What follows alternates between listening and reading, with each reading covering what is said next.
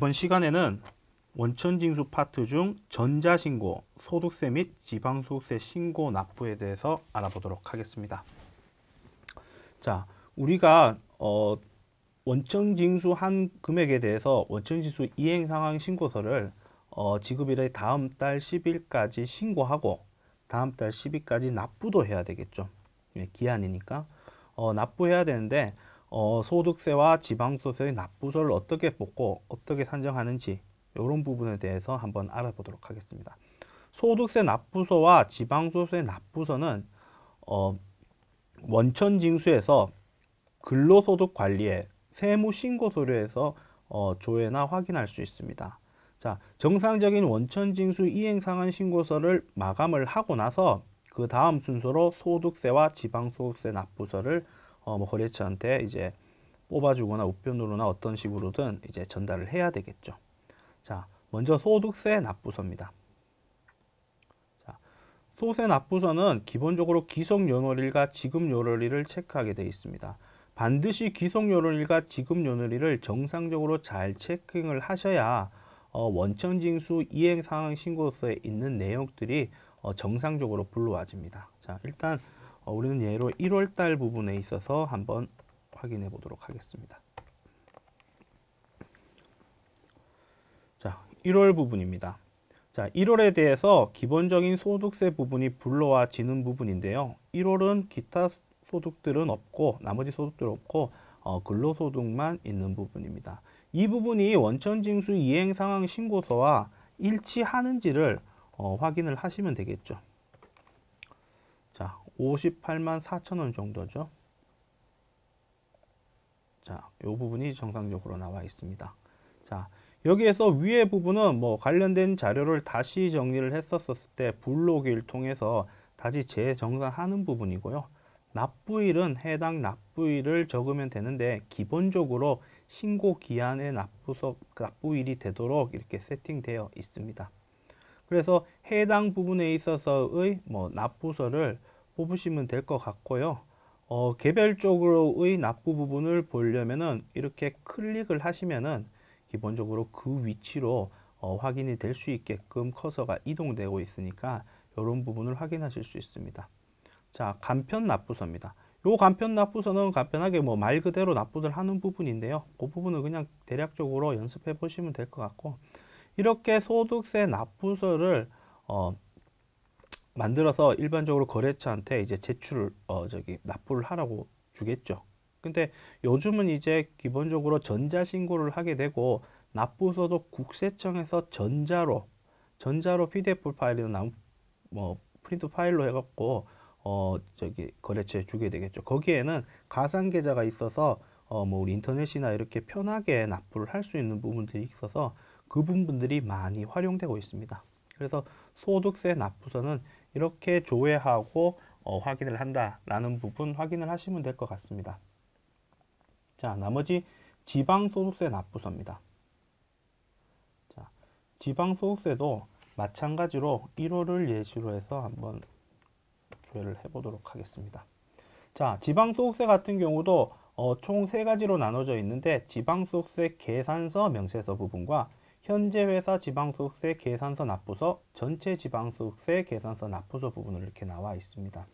납부일은 마찬가지로 기본적으로 설정되어 있는 부분이니까 수정신고나 아니면 기한 후 신고가 아닌 이상 별도의 변동이나 이런 부분은 반영을 안 하셔도 되고 해당 부분의 납부일자를 정상 납부일자로 적으셔도 됩니다. 그 부분을 확인을 하시면 될 것 같고요. 자, 그리고 불러오기 부분에 있어서 데이터를 다시 불러와지는 부분인데 이 부분은 특별한 부분들이 없으니까 우리 기존의 소득세 부분하고 별 차이 없다, 이런 부분을 확인을 하시면 될 것 같고, 요 정상적인 근로소득과 이 정상적인 산출세액이 맞는지를 잘 확인을 하셔야 되겠죠. 자, 과세표준은 우리 소득세를 말하죠. 소득세, 지방소득세의 10%인 이 부분은 지방소득세. 그 부분을 확인을 하시면 될 것 같습니다. 자, 그리고 현재 지방소득세 계산 납부서입니다. 자, 이 부분을 조회를 해보시면 1월달을 예를 들어서, 자, 이 과세표준이나 인원이 맞는지는 원천징수 이행상황신고서에서 확인을 하시고 지방소득세도 이 부분이 맞는지를 확인을 하셔야 되겠죠. 그런데 여기에서 보시면 상단에 나머지 부분은 특별한 부분은 없지만 상단에 불러오기 옵션이라고 있습니다. 옵션을 보시면 데이터를 다음 중 선택한 자료를 반영합니다. 지방소득세 계산서 명세서 탭의 자료를 반영한다는 얘기고요. 이 부분은 원천징수 이행신고 상황, 이행상황 신고서 부분을 반영한다는 얘기입니다. 이 부분은 뭐냐면은 원천징수 이행상황 신고서로 반영을 하게 되면 여기에서 과세표준의 바로 10%의 금액만큼 지방소득세가 반영을 되지만은 지방소득세 계산서 명세서 탭으로 반영을 하게 된다면은 여기에서 말하는 요 금액 기준으로 해서 불러와집니다. 그러니까 기본적으로 차이가 날 수 있죠. 개별적으로 10%를 곱해서 절사하는 거하고 전체 소득세를 더해서 곱하기 10% 해갖고 절사하는 거하고는 금액의 차이가 있을 수 있겠죠. 그러니까 그 부분들을 체킹을 잘 하셔갖고 처리를 하시면 될 것 같고요. 나머지 이 부분이 다 정상적으로 지방소득세가 다 됐으면 지방소득세를 전자신고를 하겠다 싶으시면 이 현재 회사 지방소득세 계산서 납부서에서 마감 처리를 하셔야 됩니다. 자, 이 부분을 마감 처리를 하게 되면 이 회사에 대해서 이제 전자신고, 우리가 위택스에서 말하죠. 지방소득세는 위택스에서 전자신고를 할 수 있습니다.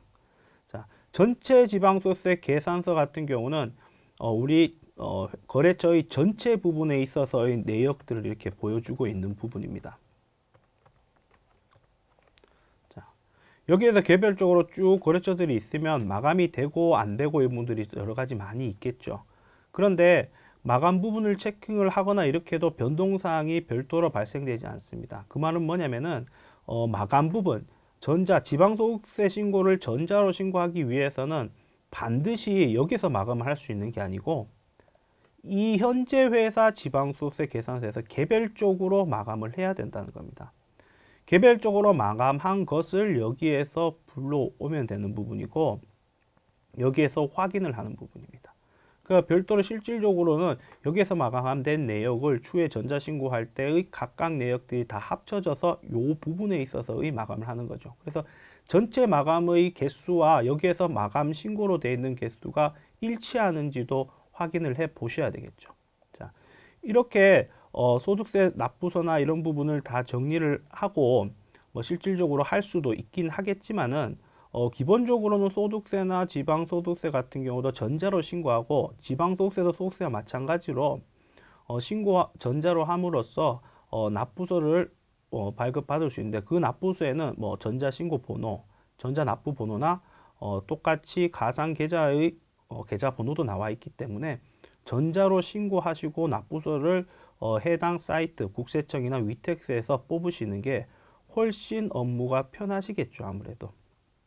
그래서 원천세 전자신고 부분에서 기본적인 소득세에 대한 원천징수 이행 상황 신고서를 이렇게 신고 마감을 합니다.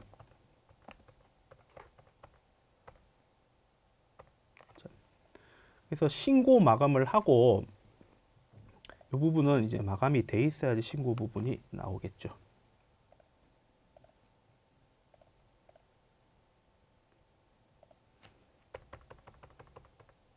자, 이렇게 매월 부분에 있어서 조회가 되고 제작 경로를 지정해서 제작을 하시면 관련된 제작된 폴더 안쪽에 가셔서 홈택스에 들어가셔서 해당 폴더를 클릭을 하시면은 전자신고를 할 수 있고 이거는 원천징수 이행상황 신고서를 신고하는 거죠. 할 수 있고 거기에 맞춰서 납부서도 뽑을 수 있습니다. 지방소득세도 마찬가지로 지방소득세 전자신고를 들어가서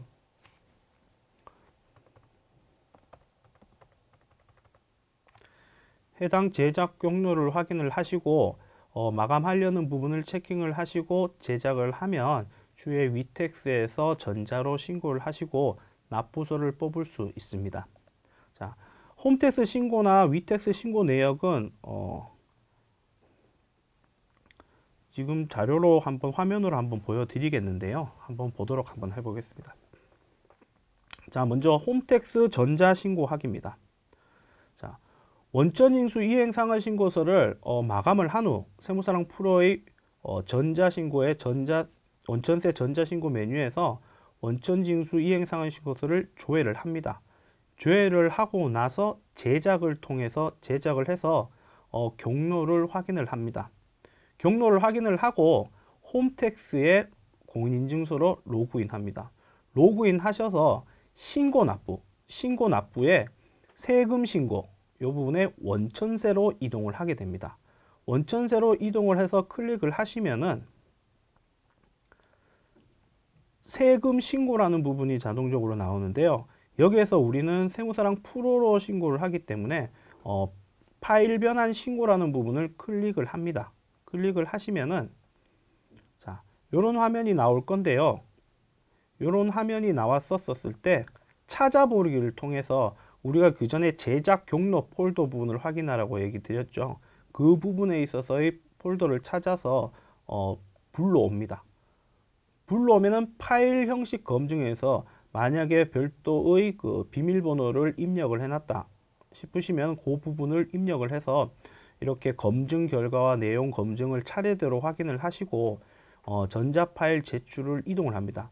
이때 이동을 할 때 대상 신고가 오류가 발생되면 별도의 오류가 뜨기 때문에 전자 신고를 할 수 없게끔 되어 있으니까 이 부분은 확인을 하시면 될 것 같습니다. 자, 그 부분을 위에 부분을 다 완료했으면은 이 부분의 내역이 이렇게 보이고 확인을 해서 정상적으로 금액이 맞다 싶으시면 전자 파일 제출하기를 눌러서 최종적으로 파일을 제출합니다. 자, 제출을 하신 다음에 이 부분은 세금 신고 부분이죠. 스텝 2의 신고 내역으로 들어가셔서 그 제출 일자를 조회를 하시면은 기본적으로 이렇게 신고 내역의 숫자와 신고 내역들이 나옵니다. 이렇게 내역이 나오면 접수증을 뽑아서 보관을 하시고 아니면은 납부서 부분을 보기를 통해서 이 부분을 확인을 하셔서 보시면은 소득세 신고 납부서를 인쇄할 수 있고 파일 변환을 또 할 수 있습니다. 요 납부서에는 아까 전에 얘기 드린 가상계좌 부분이 있기 때문에 요 부분을 납부를 하시기에 훨씬 편하고 용이하시겠죠. 위택스 전자 신고하기입니다. 위택스 같은 경우도 아까 설명드린 것처럼 지방소득세 납부서를 조회한 후 마감을 합니다. 마감하는 것을 토대로 해서 지방소득세 전자신고 부분에 있어서 제작을 하시고 경로가 어디인지를 확인을 하셔갖고 그 부분을 확인을 하고 있습니다. 확인을 하면 이제 우리가 위택스에 위택스로 로그인 하시면은 신고하기에 지방소득세 특별징수 일괄납부라는 곳이 있습니다. 신고하기에 들어가셔서 지방소득세 밑에 특별징수에 특별징수 부분에 별도의 일괄납부 회계 프로그램 이용이라는 부분이 있어요. 그래서 이 부분을 클릭을 하시면은 별도의 화면이 나오는데 홈택스와 비슷한 정도의 부분이죠. 그래서 파일 찾기를 통해서 우리가 저장했던 그 경로를 통해서 불러와져 있으면은 그 부분을 클릭을 하셔서 변환을 합니다. 변환을 했었을 때 정상적으로 변환되면 이렇게 뜰 거고요. 오류가 발생됐다면 그 오류 부분이 발생돼서 신고를 할 수 없게 되어 있습니다. 그래서 파일 전송을 누르시면 일단 위택스 지방소득세에 대한 전자 신고는 완료된 겁니다. 근데 위택스 같은 경우는 신고와 납부서를 뽑는 게 따로따로 되어 있어요. 그러니까 납부서 부분에 있어서의 확인이나 신고 내역이나 검토 부분을 확인해 보도록 하겠습니다. 자, 우리가 상단에서 특별징수 부분에 일괄납부 회계 프로그램이 있죠. 요 부분 밑에 요 부분 라인 밑에 일괄납부 내역 조회라는 것이 별도로 있습니다. 이 별도에 있는 이 부분을 클릭을 하시면은 별도의 창이 뜰 건데요. 그 창이 떴었을 때 조회기간, 우리가 신고한 조회기간을 조회하고 조회 부분을 누르면 여기에서 보시는 것처럼 신고한 내역, 지방소득세 신고한 내역이 나옵니다. 이 부분에 있어서 조회를 하시면은 기본적으로 전체적인 내역이 나오고 요 부분에 바로 체킹을 하시면은 요 부분이 활성화됩니다. 활성화되니까 뭐 해당 내역을 확인하시거나 납부서를 뽑으시면 되겠죠. 내역 출력 부분은 내역 관련된 출력 부분이고요. 뭐 신고 취소도 할 수 있고 신고서 출력도 할 수 있습니다. 그래서 우리는 일반적으로 납부서 출력을 통해서 납부서를 뽑아서 거기에는 가상 계좌가 있으니까 문서 파일로 PDF 파일로 만들어서 우리 거래처한테 전달을 하면 되겠죠. 만약에 거래처 당사자의 경우에는 인터넷으로 들어서 인터넷 납부를 바로 하거나 뭐 가상 계좌나 이런 부분들을 확인하실 수 있겠죠. 마지막으로 명세서 조회를 통해서도 명세서의 내용, 우리가 신고한 내역과 일치하는지도 확인할 필요가 있습니다. 자, 이렇게 윅택스에 들어가서 신고하고 납부하는 부분까지 봤습니다.